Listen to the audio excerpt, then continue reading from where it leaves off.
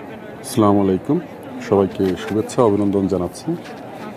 যে যেখান থেকে এই প্রবাস চ্যানেলের আরও একটি নতুন ভিডিওতে ক্লিক করেছেন।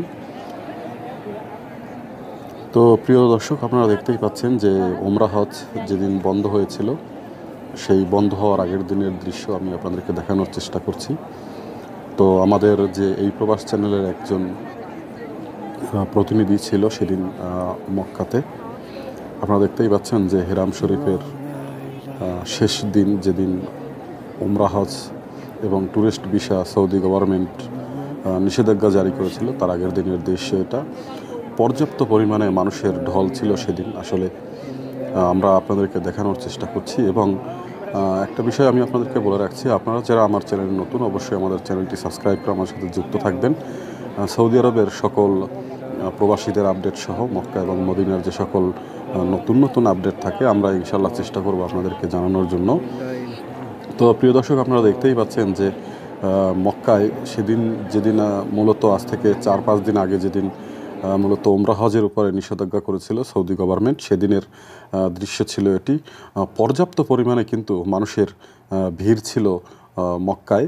মক্কার যে হেরাম শরীফ রয়েছে, যেখানে আমরা মূলত তাওয়াফ করে থাকি, তো সেখানে পর্যাপ্ত পরিমাণে মানুষের ভিড় ছিল। এবং সাফা মারোয়ার একটা দৃশ্য আমি আপনাদেরকে দেখানোর চেষ্টা করছি। আপনারা দেখছেন যেখানেই কিন্তু একইভাবে পর্যাপ্ত পরিমাণের আসলে মানুষের ঢল ছিল।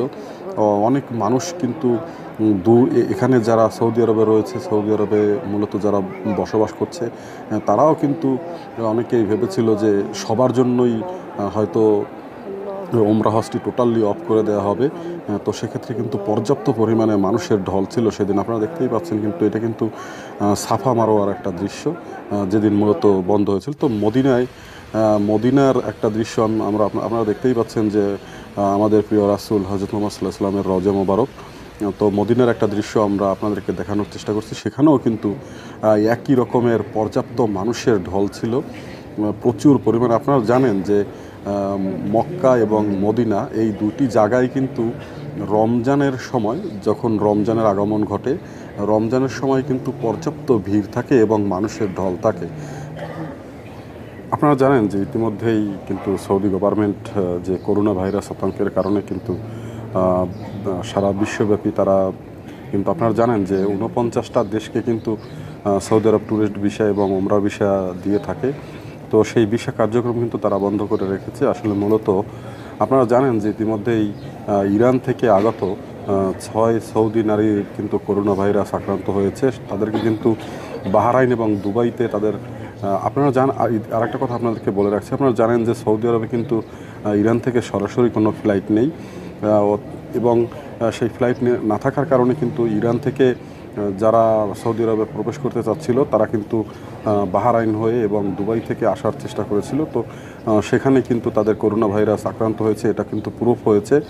মূলত সেই কারণেই সৌদি গভর্নমেন্ট, সৌদি যে হজ মন্ত্রণালয় রয়েছে, সেই হজ মন্ত্রণালয় এবং সৌদি স্বাস্থ্য মন্ত্রণালয়ের কিন্তু তারা কিন্তু মিলিত হয়ে এই নিষেধাজ্ঞা জারি করেছে।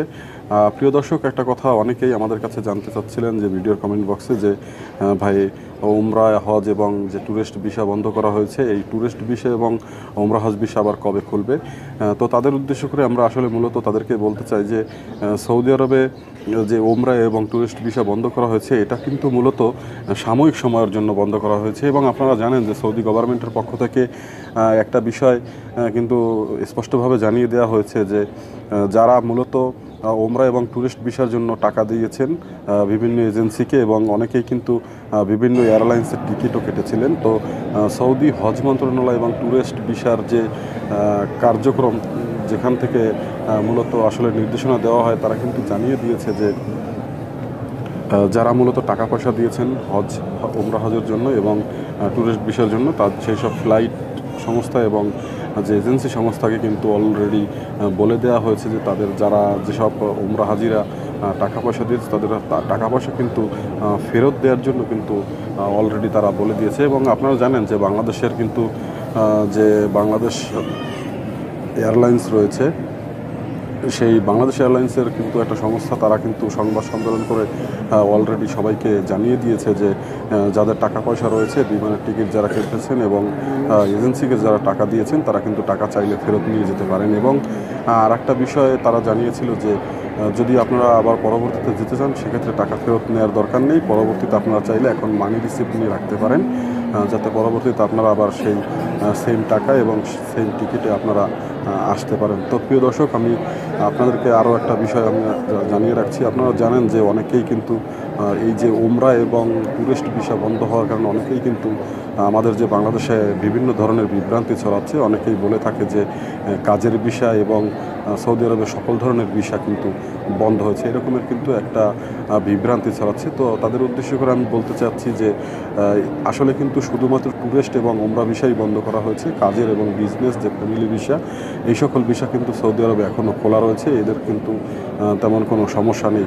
তো আপনারা চাইলে আসতে পারেন। আর যদি কারো বিভ্রান্তি থেকে থাকে কোনো ধরনের, তো আপনারা কিন্তু চাইলে যে সকল এজেন্সি রয়েছে তাদের সাথে যোগাযোগ করতে পারেন যে কোনো সমস্যা রয়েছে কিনা। এবং আমরা চেষ্টা করব যে এই ভিডিও ডিসক্রিপশন বক্সে বাংলাদেশ যে দূতাবাস রয়েছে সৌদি আরবে, তাদের কন্ট্যাক্ট নাম্বার দিয়ে দেওয়ার জন্য আপনারা চাইলে সেখানে তাদের সাথে যোগাযোগ করে বিভিন্ন সমস্যার কথা তাদের জানাতে পারেন এবং সমস্যা সলভ করার চেষ্টা করতে পারেন।